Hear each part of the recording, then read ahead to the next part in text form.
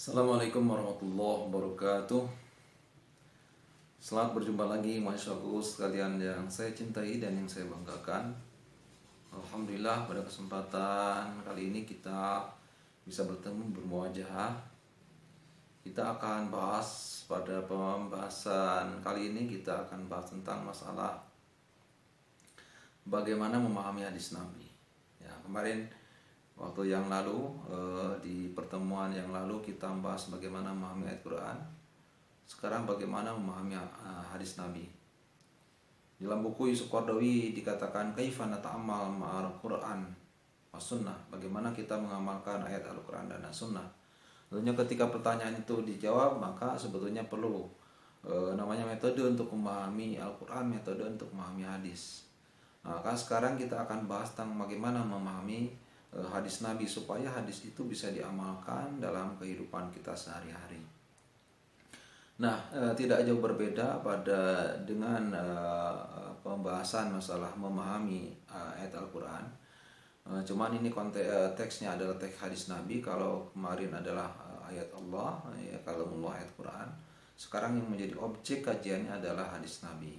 Jadi bagaimana kita memahami hadis Nabi? Yang pertama adalah tentu kita menggunakan metode tekstual. Jadi ketika memahami hadis Nabi, kita gunakan metode tekstual. Apakah hadis itu bisa dipahami secara tekstual? Ya bisa. Ketika hadis itu memang harus dipahami secara tekstual. Misalkan masalah sholat misalkan, ya itu dipahami secara tekstual, itu perintah mengerjakan sholat begitu.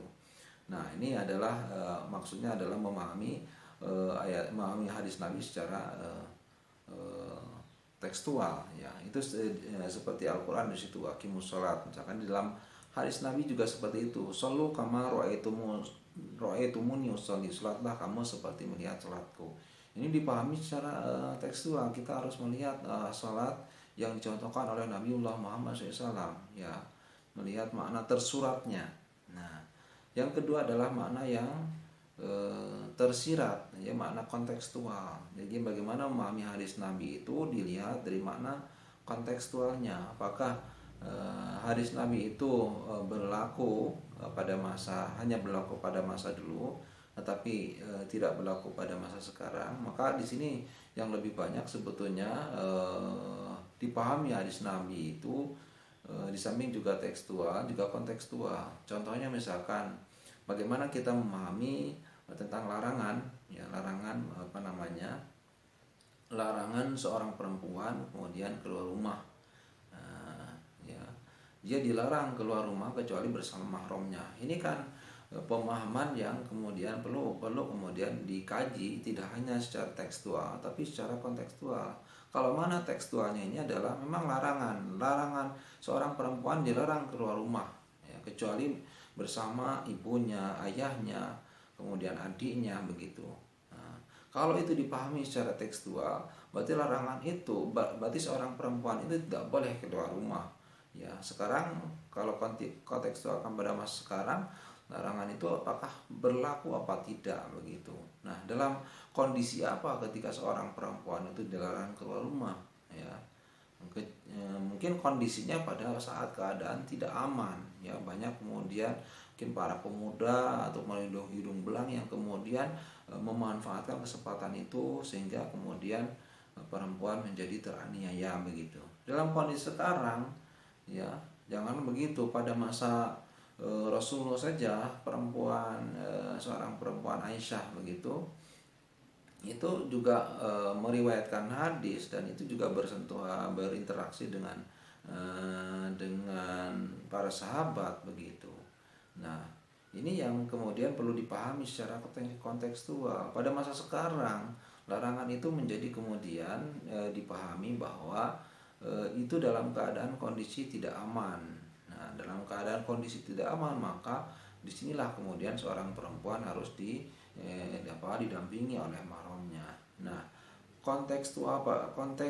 ketika dikontekstualisasi pada masa sekarang, larangan itu menjadi tidak berlaku begitu, tidak berlaku, ya kalau misalkan kalau itu diterapkan pada masa sekarang, karena kondisi sekarang itu keadaannya dalam keadaan aman.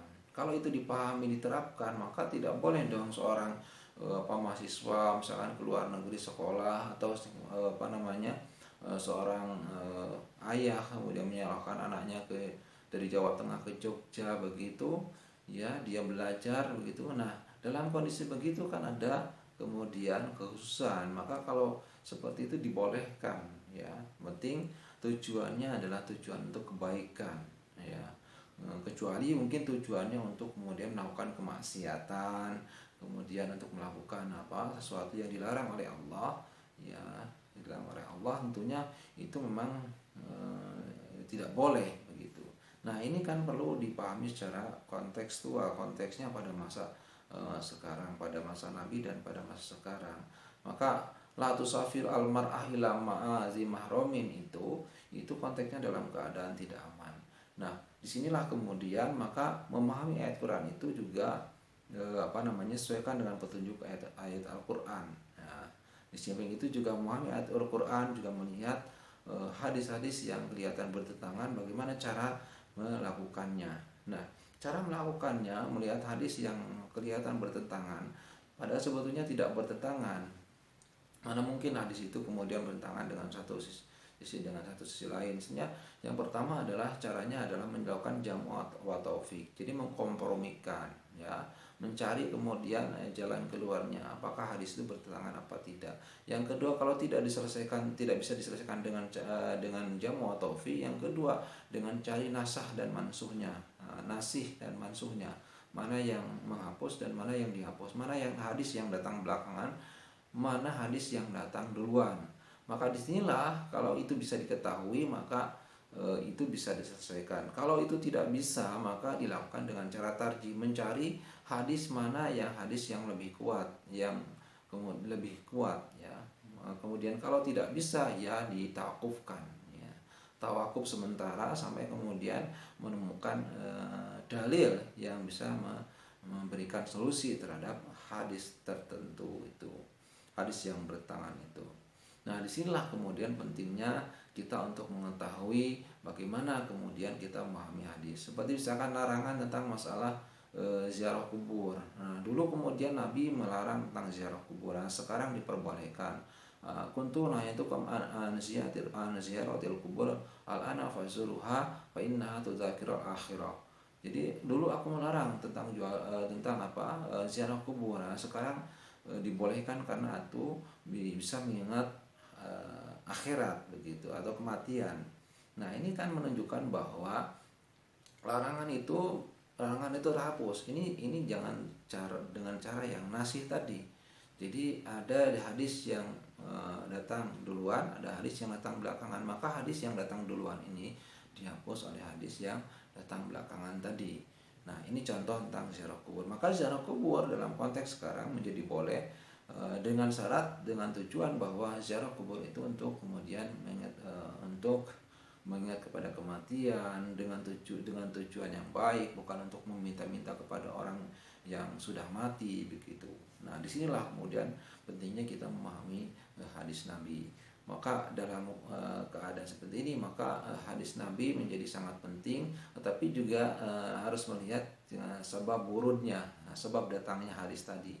Maka sebab datangnya hadis ini menjadi sangat penting untuk melihat bahwa hadis itu dalam konteks apa, menjelaskan tentang masalah apa, sehingga hadis itu bisa dipahami dan diamalkan dalam kehidupan kita sehari-hari.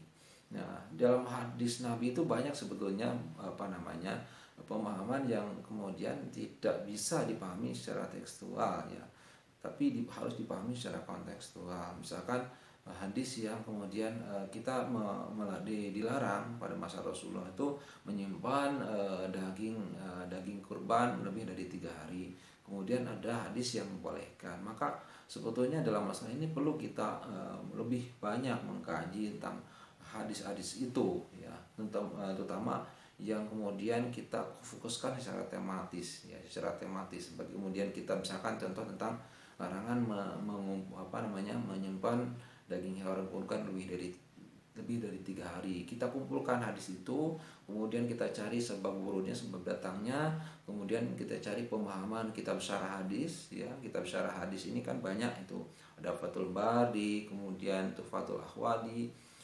Di sini banyak kitab syarah hadis, syarah An-Nawawi, kemudian dan kitab syarah hadis yang lainnya.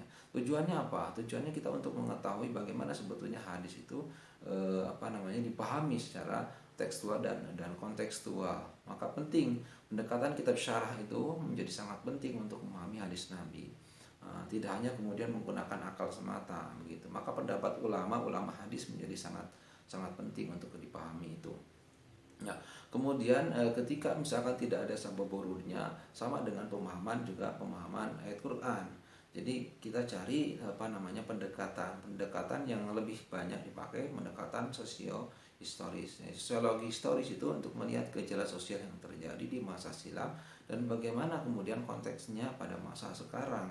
Nah, disinilah kemudian perlu pendekatan itu. Nah, jadi ini menjadi sangat penting, menjadi sangat menarik. Kemudian untuk kemudian hadis itu bisa dipahami, diamalkan dalam kehidupan kita sehari-hari.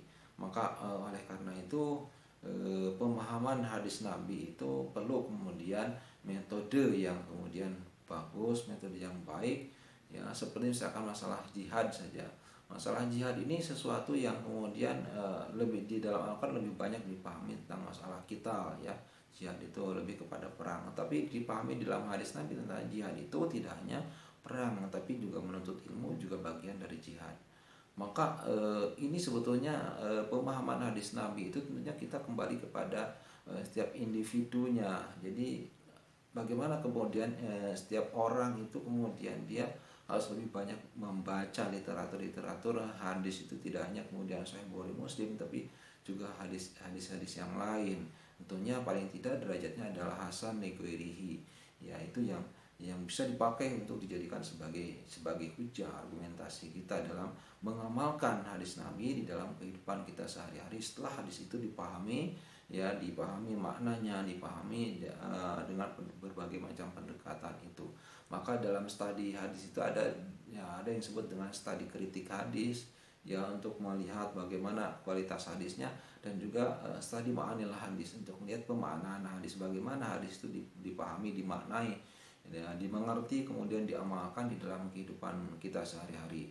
Maka yang paling penting bagi kita ada bagaimana kita itu memahami dan mengamalkan hadis Nabi itu adalah dengan cara melihat metode-metode pemahaman hadis, terutama dalam hal ini adalah metode studi ma'anil hadis, makna konteks tekstual tersurat dan makna kontekstual, makna yang tersirat, dengan berbagai macam pendekatan yang digunakan dalam memahami hadis. Memahami hadis Nabi dengan sesuai dengan petunjuk Al-Quran, kemudian memahami hadis Nabi dengan melihat hadis Nabi yang lain, memahami hadis Nabi dengan fakta sejarah. Ya, disinilah kemudian pentingnya kita untuk melihat bagaimana hadis itu dipahami dan diamalkan di dalam kehidupan kita sehari-hari. Nah, pembahasan dari awal ya saya sampaikan ini, video learning ini saya sampaikan ini sebagai pengantar saja, karena di pertemuan berikutnya kita lebih kepada pemahaman tematis. Jadi tentang konsep ilmu dalam Al-Quran dan hadis, konsep dalam Al-Quran dan hadis, begitu. Konsep hidup dalam Al-Quran dan hadis. Ini adalah sebagai modal dasarnya untuk mengetahui itu. Maka perlu mengetahui tentang ulumul Quran, mengetahui tentang ulumul hadis, bagaimana memahami Al-Quran, bagaimana memahami hadis. Nah, itu ini modal dasar bagi kita untuk kemudian memahami hadis Nabi itu, sehingga kemudian pemahaman kita menjadi lebih lebih akurat dan lebih diterima di dalam kehidupan kita sehari-hari, terutama kemudian dalam kehidupan bermasyarakat, berbangsa dan bernegara. Terima kasih atas segala perhatiannya. Mohon maaf atas segala kekurangan. Mudah-mudahan video ini bisa bermanfaat bagi teman-teman mahasiswa sekalian yang saya cintai dan yang saya banggakan. Mudah-mudahan ini bisa memberikan motivasi bagi kita untuk lebih mendalam lagi dalam mengkaji ayat Al-Quran dan hadis Nabi. Terima kasih atas segala perhatiannya. Assalamualaikum warahmatullahi wabarakatuh.